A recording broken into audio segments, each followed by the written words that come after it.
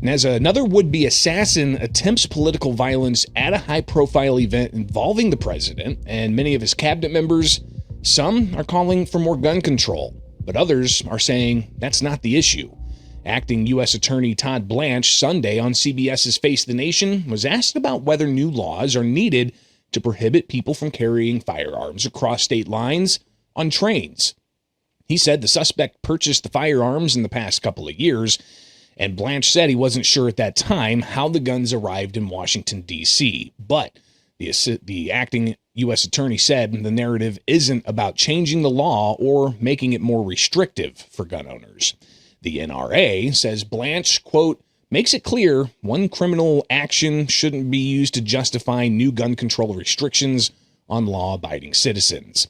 But while that debate continues about whether or not more gun control is needed, or whether it would even help stop such crimes, the U.S. Supreme Court is still mum on whether they'll take cases challenging gun control laws from various states.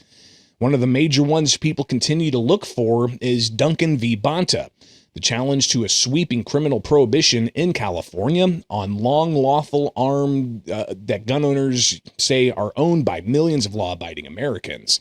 The Ninth Circuit issued their last order on the case in March of 2025, and that case has been bouncing around the federal judiciary since 2017.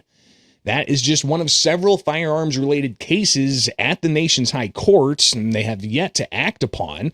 There's also a case out of Illinois called Viramontes v. Cook County that challenges the state's gun and magazine ban that's made it out of the lower courts on the merits.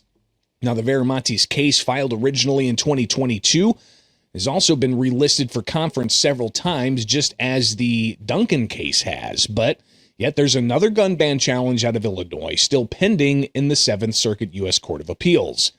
Now, this morning, as the U.S. Supreme Court announced their orders, none of those orders announced included any action on several of these high-profile gun control challenges.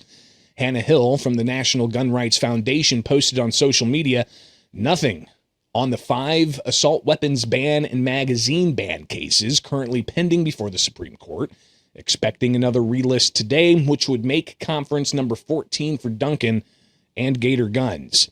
Now, again, the Duncan case has been relisted for conference more than a dozen times. What is a conference? That's where the U.S. Supreme Court justices go behind closed doors, evaluate a slew of different cases, and determine whether or not they're going to take a case or decide to hold it off for yet a later date. The Viramontes case, alongside Duncan, has been relisted several times. And while the court continues to determine whether they'll take any of those cases, more cases could be on the horizon. Firearms Policy Coalition is looking for adults aged 19 and 18 from Pennsylvania to join their litigation against that state's restrictions.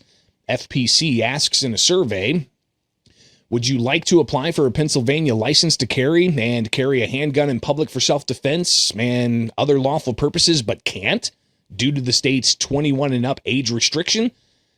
FPC then provides for a sign-up.